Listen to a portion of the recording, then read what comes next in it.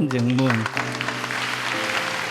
육남선 허재원, 부족한 저에게 간증의 기회를 주신 하나님께 감사합니다. 제 신앙생활에 있어 어머니의 존재는 너무도 큰 하나님의 은혜이며 축복이었습니다. 제가 태어나기 전 어머니는 집안에 큰 불상을 세워두고 있을 만큼 독실한 불교 신자였습니다. 너무나 가난했던 저희 가정엔 질병과 아픈 상처가 많았습니다.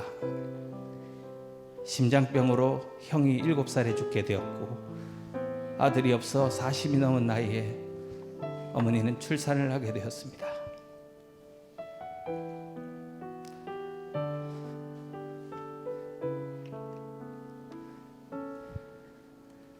저와 함께 태어난 쌍둥이 딸과 둘째 누나의 입양,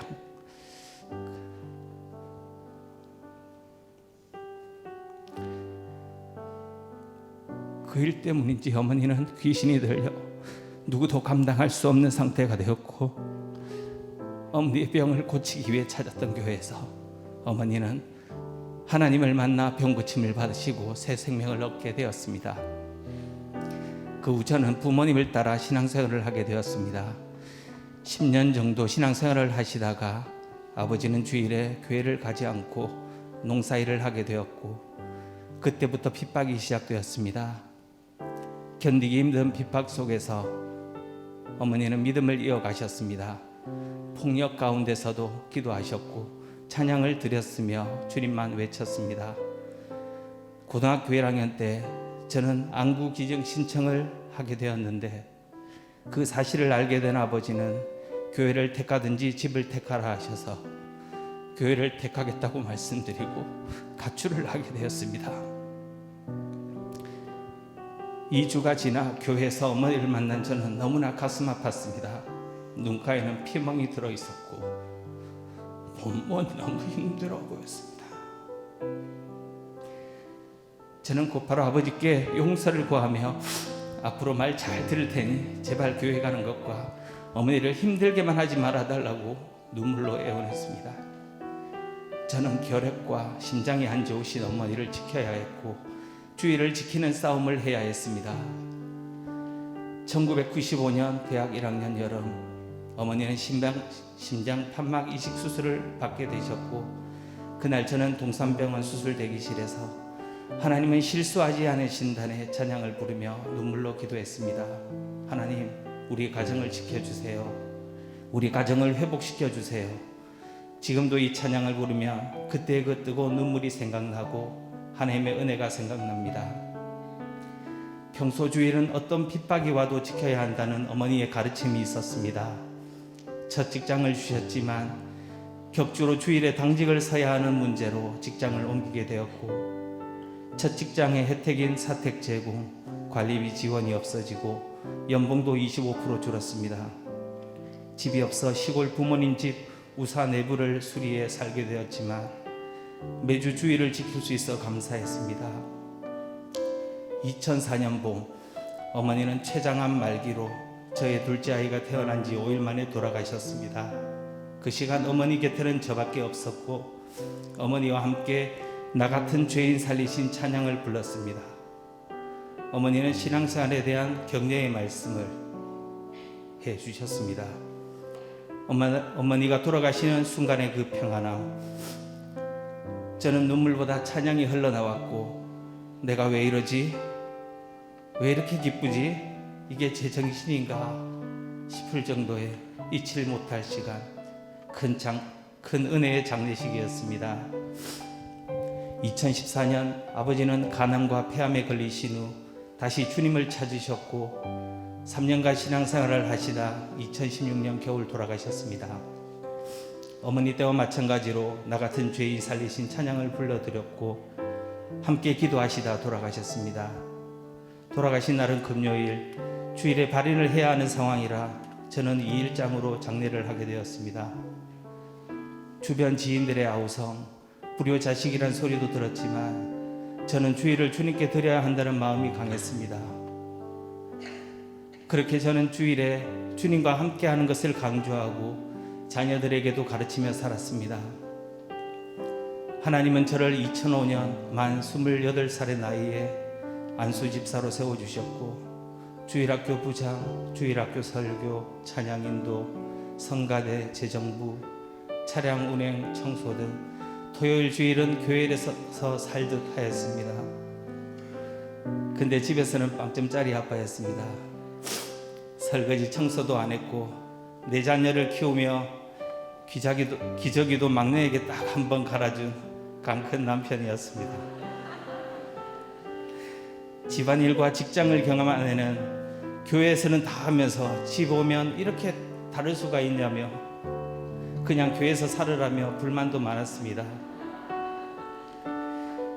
아이들이 커가면서 부모의 강요에 의해 교회에 나오고 세상의 문화에 빠져가는 상황이 안타까워 자녀들이 바르게 양육받고 신앙생활 할 수 있도록 하고 싶었습니다. 하나님께서는 2019년 4월 첫 주일 생기품교회 저녁 예배에 참석하게 하셨고 하나님의 은혜로 5월부터 생기품교회 가족이 되게 하셨습니다. 생기품교회 출석하고 얼마 지나지 않아 금요 부흥회 때 목사님이 안수를 해주셨고 저는 주체할 수 없는 눈물을 흘렸습니다. 너무도 교만하고 신념으로 얼룩진 내 모습이 생각나게 하셨고 부끄러웠습니다. 그만큼 내 안에 가식이 많았던 삶이었습니다. 교회 생활 열심히 해야 된다며 제 기준을 세워두고 아내와 자녀들에게 강요하고 판단하고 불평했습니다. 성질이 급해 말에 실수도 많고 후회하고 또 회개하고 늘 반복했습니다. 나와 다른 생각, 다른 삶을 보면 판단했고 비교했습니다. 아니 나처럼 믿음 생활하면 좋을 텐데 모두들 왜 저 모양이지? 삶으로 보여주지 못하고 입으로 불평만 내어놓았습니다. 하나님은 저에게 말씀해 주셨습니다. 재원아, 이제 나를 가로막지 말고 비켜줄래?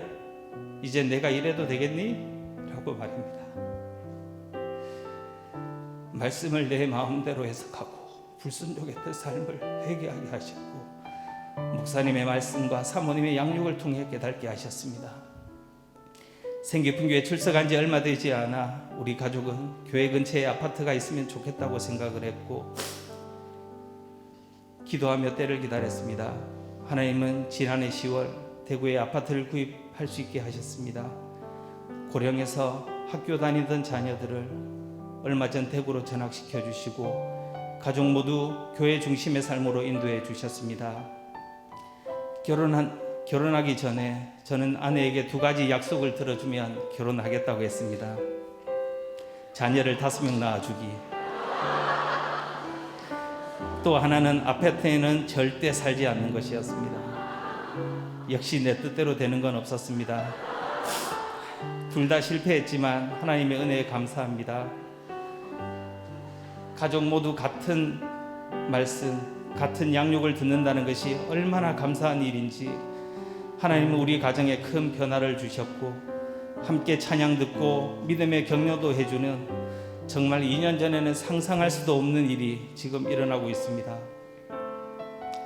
제가 어릴 때 어머니가 병고침을 받고 온 가족이 함께 신앙생활하며 즐거웠던 때가 떠오릅니다. 핍박 가운데서도 주의를 거룩히 지키길 원하셨던 어머니의 신앙을 저도 본받고 그런 부모의 모습을 자녀들에게 전해주고 싶습니다. 지금 그렇게 회복시켜 주셨습니다. 작년 봄 코로나로 인한 비대면 예배가 진행되면서 교회에서 함께 예배드리지 못해 많은 눈물을 흘렸습니다. 나 자신을 비롯해 많은 사람들이 비대면 예배에 조금씩 익숙해져 가는 모습이 너무 안타까웠습니다. 교회 식당에서 봉사하면서 생기품 가족 모두 줄 서서 즐겁게 식사하는 모습이 눈에 선합니다. 하루속히 예배 현장의 회복, 식당에 가득 찬 생기품 가족들의 웃음소리가 다시 울려 퍼지길 기도합니다. 부활하셔서 지금도 살아계신 예수 그리스도, 그분이 유일하신 참 하나님임을 고백하게 하시고 천국 소망을 갖게 하심을 감사합니다. 하나님께서 우리 가정을 사랑하셔서 믿음의 길을 걷게 하시고 회복하게 하심을 감사합니다. 말씀과 양육으로 바른 길 걸어가도록 사랑으로 이끌어 주시는 목사님, 사모님께 감사합니다. 이 모든 영광 우리 하나님께만 올려드립니다. 할렐루야.